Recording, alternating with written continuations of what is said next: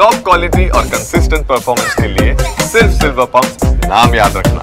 ಈಗ ಅಲ್ಲಿ ಇರ್ತಕ್ಕಂಥ ಸಾವಿರಾರು ಎಕರೆಯಲ್ಲಿ ಇರ್ತಕ್ಕಂಥ ದೇವಸ್ಥಾನ ಎಲ್ಲವೂ ಕೂಡ ನೆಲಸಮ ಆಗಿತ್ತು. ಆದ್ರೆ ಈ ದೇವಸ್ಥಾನ ಉಳಿದಿತ್ತು. ಸೊ ಇದರಿಂದ ಕಾರಣಿಕ ಇದೆ ಅನ್ನುವಂಥದ್ದು ಮತ್ತು ಅಲ್ಲಿ ಪ್ರೂವ್ ಆಗಿಲ್ವಾ? ಹೌದು, ಎಲ್ಲರಿಗೆ ಗೊತ್ತುಂಟು ಕಾರಣಿಕ ಎಂದರೆ ಎಷ್ಟೋ ಜನದ್ದು ಬಚ್ಚೆ ಊರಿನಲ್ಲಿ ನಾನೆಂಬ ಅಹಂಕಾರ ಮಾಡಿದವರು ಇಷ್ಟೆಲ್ಲ ತನಕ ಉಳಿಲಿಲ್ಲ.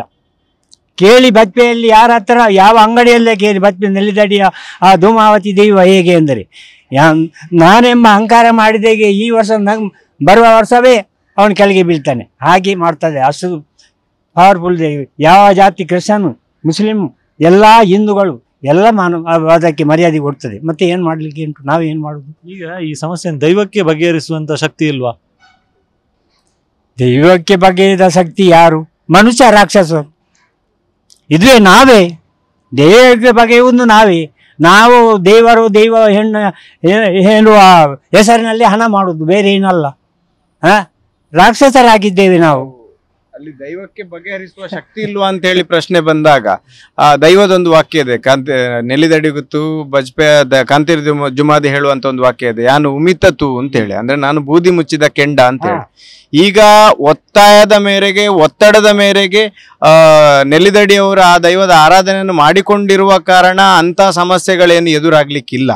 ಮುಂದಕ್ಕೂ ಕೂಡ ಸಮಸ್ಯೆಗಳೇ ಬರ್ಬೋದು ಅಂತ ಹೇಳಲಿಕ್ಕಿಲ್ಲ. ಸಮಸ್ಯೆ ಅನ್ನೋದು ಯಾವ ರೀತಿ ಬರ್ಬೋದು ಅಂತ ಕೂಡ ನಾವು ನಿರ್ದಿಷ್ಟವಾಗಿ ಈಗಲೇ ನಿಗದಿಪಡಿಸಿಕೊಳ್ಳಿಕ್ಕೆ ಆಗುದಿಲ್ಲ.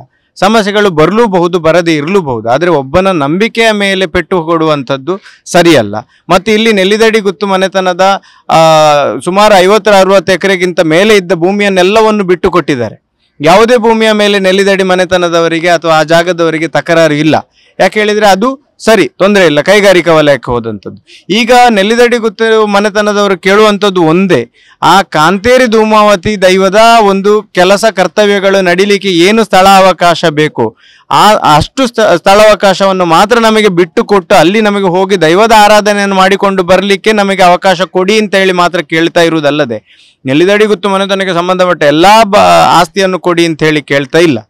ಹಾಗಾಗಿ ನಮ್ಮದು ಪ್ರಾರ್ಥನೆ ಇಷ್ಟೇ, ನಮ್ಮದು ಕೋರಿಕೆಯೂ ಇಷ್ಟೇ. ಇದು ವ್ಯಕ್ತಿಗತವಾಗಿ ಒಬ್ಬನಿಗಾಗಿ ನಾವು ಮಾಡುವಂತಹ ಪ್ರಾರ್ಥನೆ ಅಲ್ಲ. ಆ ಕಾಲಾಂತರದಿಂದ ನಡೆದುಕೊಂಡು ಬಂದಂತಹ ದೈವದ ಆರಾಧನೆ ಇನ್ನು ನಿಲ್ಲಬಾರ್ದು. ಹೊಸ ಜಾಗಕ್ಕೆ ಹೋದಾಗ ಅದರ ಪ್ರತೀತಿ ಹೇಗಾಗ್ತದೆ ಅಂತ ಹೇಳಲಿಕ್ಕೆ ಆಗುದಿಲ್ಲ. ಹಾಗಾಗಿ ಅಲ್ಲಿ ಒಂದು ಆ ನೀರಿಗೆ, ಅಲ್ಲಿಯ ಗಂಧಕ್ಕೆ, ಆ ದೈವದ ಒಂದು ಪ್ರಸಾದಕ್ಕೆ ಗೌರವ ಇದೆ. ಅದರಿಂದ ಪ್ರಯೋಜನ ಪಡ್ಕೊಂಡ ಜನರಿದ್ದಾರೆ. ಮುಂದಕ್ಕೂ ಅದರಿಂದ ಜನರಿಗೆ ಪ್ರಯೋಜನಗಳು ಸಿಗಬೇಕು, ಆರಾಧನೆಗೆ ಈಡೇ ಆಗಬೇಕು ಅಂತ ಹೇಳುವ ರೀತಿಯಲ್ಲಿ ನಾವು ಮಾಡುವಂತಹ ಒಂದು ಕೋರಿಕೆ. ದಯವಿಟ್ಟು ಇದಕ್ಕೆ ಎಲ್ಲರೂ ಸ್ಪಂದಿಸಬೇಕು. ಇದಕ್ಕೆ ತುಳುನಾಡಿನ ಎಲ್ಲ ದೈವ ನಂಬುವಂತಹ ಜನರ ಸಹಕಾರ ಬೇಕು. ಆ ಕ್ಷೇತ್ರವನ್ನು ಉಳಿಸುವಲ್ಲಿ, ಆ ಕ್ಷೇತ್ರದ ದೈವದ ಸೇವೆಯನ್ನು ಮಾಡುವಲ್ಲಿ ಎಲ್ಲರ ಸಹಕಾರ ಬೇಕು. ಅದನ್ನು ಮಾಡಲಿಕ್ಕೆ ಪ್ರಥಮವಾಗಿ ಈಗ ಆ ಜಾಗವನ್ನು ಉಳಿಸಿಕೊಳ್ಳಿಕ್ಕೆ, ದೈವದ ಒಂದು ನೆಲೆಯನ್ನು ಉಳಿಸಿಕೊಳ್ಳಿಕ್ಕೆ ಎಲ್ಲರೂ ಒಂದು ಒಟ್ಟಾಗಿ ಪ್ರಯತ್ನಿಸಬೇಕು ಅಂತ ಹೇಳಿ ನಮ್ಮ ಕೋರಿಕೆ. Thank you sir. ಇದಿಷ್ಟು ನೆಲ್ಲಿದಡಿ ಗುತ್ತು ಹಾಗೂ ಆ ದೇವಸ್ಥಾನದ ಪ್ರಮುಖರು ಹೇಳುವಂಥ ಮಾತು. ಒಟ್ಟಿನಲ್ಲಿ ಆ ಒಂದು ದೇವಸ್ಥಾನಕ್ಕೆ ಏನು ಧಾರ್ಮಿಕ ವಿಧಿವಿಧಾನಗಳನ್ನು ನಡೆಸುತ್ತಾರೆ, ತಿಂಗಳಿಗೆ ಇರ್ಬೋದು, ವರ್ಷಕ್ಕೊಮ್ಮೆ ಆಗುವಂಥ ಸೇವೆಗಳಿರ್ಬೋದು, ಅದೆಲ್ಲವೂ ಕೂಡ ನಿರ್ವಿಘ್ನವಾಗಿ ನಡೀಬೇಕು. ಯಾವುದೇ ರೀತಿಯಂಥ ತೊಂದರೆಗಳು ಉಂಟು ಮಾಡಬಾರ್ದು. ಅಧಿಕಾರಿಗಳು ಕೂಡ ಇದಕ್ಕೆ ಸಹಕರಿಸಬೇಕು ಎನ್ನುವಂಥ ಒತ್ತಾಯವನ್ನು ಕೂಡ ಅವ್ರು ಮಾಡ್ತಿದ್ದಾರೆ. ಕ್ಯಾಮ್ರಾ ಪರ್ಸನ್ ಜೊತೆ ಅಶೋಕ್, TV9 ಮಂಗಳೂರು.